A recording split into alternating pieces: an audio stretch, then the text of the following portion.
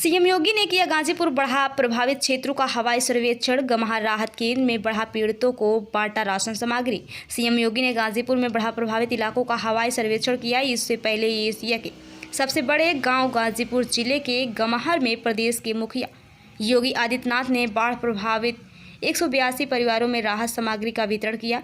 गम्हर inter college में आयोजित कार्यक्रम में सबसे ज़्यादा बाढ़ प्रभावित 4 तहसील सेवराई 150, सदर 10, मोहम्मदाबाद 5 और जमानिया 17 पीड़ितों को राहत सामग्री का वितरण किया गया। इस कार्यक्रम के बाद सीएम योगी ने जनप्रतिनिधियों व अधिकारियों के साथ बैठक भी की। सीएम योगी ने मीडिया को बताया कि 24 जनपदों के 620 गाँवों में बाढ़ का असर है। हरियाणा, राजस्थान, मध्य प्रदेश से अतिरिक्त जल छोड़ने से ये हालत हुई है। मैं लगातार बाढ़ प्रभावित जनपदों का निरीक्षण कर रहा हूँ। मैं बाढ़ के मद्देनजर राहत एवं बचाव कार्य की समीक्षा कर रहा हूं। गाजीपुर में 32 ग्राम पंचायतों में बाढ़ का असर है। ज़्यादा से ज़्यादा राहत सामग्री वितरित किए जाने की आवश्यकता है। राहत सामग्री समय पर वितरित की जानी चाहिए। जनप्रतिनिधि सभी बाढ़ पीड़ितों से मिलकर उनकी समस्याएं दूर करें। बाढ़ के मद्देनजर युद्ध स्तर पर राहत एवं बचाव कार्य जारी है। इस अवसर पर क्षेत्रीय विधायक सुनीता सिंह, MLC चंचल सिंह, विधायक डॉक्टर संगीता बलवंत, विधायक अलका राय, जिला पंचायत अध्यक्ष सपना सिंह, किसान मोर्चा के प्रदेश कोषाध्यक्ष डॉक्टर विजय यादव, जिला अध्यक्ष भानु प्रताप सिंह, पप्पू सिंह, प्रवीण सिंह, शशिकांत शर्मा, प्रदीप पाठक आदि लोग मौजूद थे। रिपोर्ट बरमेश्वर राय, गाजीपुर। कुछ जनपद बाढ़ से प्रभावित हैं। 24 जनपदों के 600 से अधिक गांवों में बाढ़ का प्रभाव पड़ा है। ये बाढ़ प्रदेश के अंदर हुई बरसात से कम राजस्थान, मध्य प्रदेश में और हरियाणा से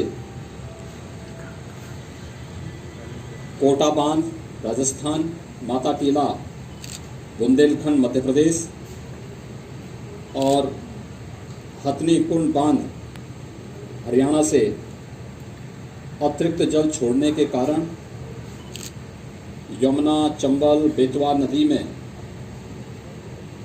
अत्यधिक जल प्रवाह के कारण बाढ़ से लगभग 24 जनपद प्रदेश के अंदर प्रभावित हुए हैं, जिनमें 600 से अधिक गांवों पर इसका असर पड़ा है।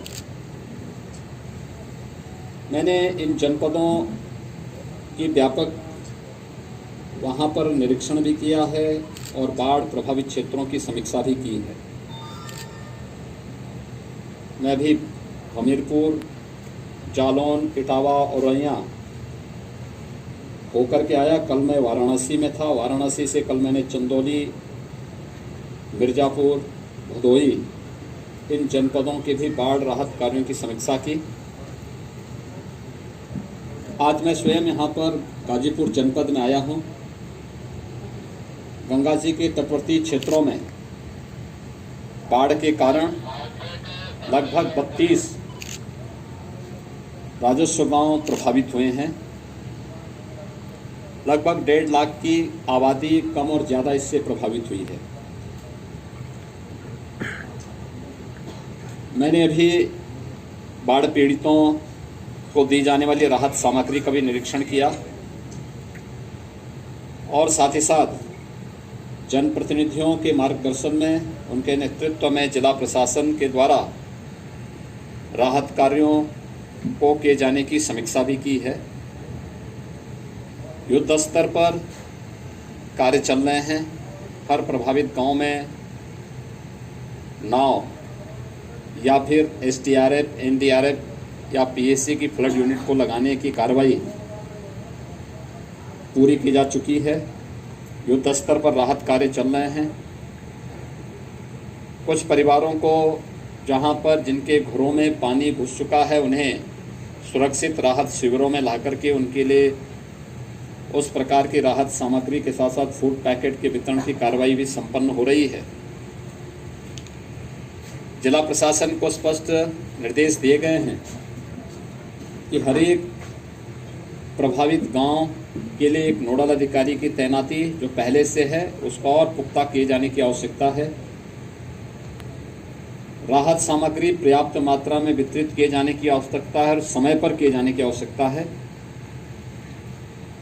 इसके अलावा इस बात को ध्यान में रखने की आवश्यकता है कि नदी रात्रि से स्थिर है और अब धीरे धीरे करके पानी घटता हुआ दिखाई दे रहा है। इस समय सतर्कता बरतने की आवश्यकता है। कटान नदी के तटवर्ती क्षेत्रों में हो सकता है, तो सिंचाई विभाग के अधिकारियों को इस बारे में निर्देश दिए गए हैं कि वे इस बात को सुनिश्चित करेंगे कि कटान अवरोधक कार्य उन क्षेत्रों में जहां पर संभावित कटान की आशंका है वहां पर इस कार्य पे धनराशि की कमी कहीं नहीं, इस कार्य को तत्परता के साथ वहाँ संपन्न करें। जनप्रतिनिधि राहत कार्यों के साथ बढ़ चढ़ करके भाग ले रहे हैं। सुरक्षित माहौल में वे उन सभी पीड़ित परिवारों से मिलें, बिना भेदभाव के सबको राहत सामग्री का वितरण करें।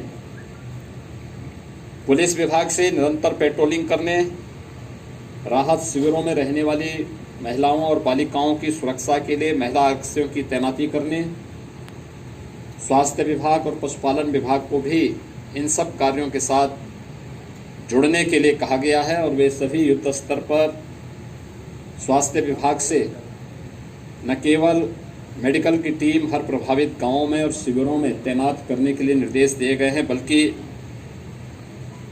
एंटी रेबीज के इंजेक्शन और एंटी स्नेक वैनम यानी सांप बिच्छू के काटने की शिकायतें इस सीजन में ज़्यादा होती हैं, इसको भी हर जगह इसकी उपलब्धता सुनिश्चित कराने के लिए कहा गया है। पशुपालन विभाग से पशुओं के उपचार और उनके लिए चारे की व्यवस्था के लिए भी कहा गया है। ये सभी कार्य युद्ध स्तर पर चल रहे हैं। जिन 32 राजस्व गांवों में बाढ़ का प्रभाव देखने को मिला है उन पर युद्ध स्तर पर लग करके अगले 24 घंटे के अंदर उन सभी पीड़ित परिवारों को राहत उपलब्ध कराने के लिए निर्देश दिए गए हैं। कार्य संतोषजनक ढंग से राहत कार्य चल रहे हैं और मैं विश्वास के साथ कह सकता हूं कि कोरोना महामारी के दौरान जनप्रतिनिधियों ने, प्रशासन ने हेल्थ वर्कर्स और कोरोना वॉरियर्स के साथ मिलकर के जो प्रदर्शन किया है, इस बाढ़ जैसी आपदा का भी सामना इसी तत्परता के साथ सभी लोग मिलकर के करेंगे। बहुत बहुत धन्यवाद।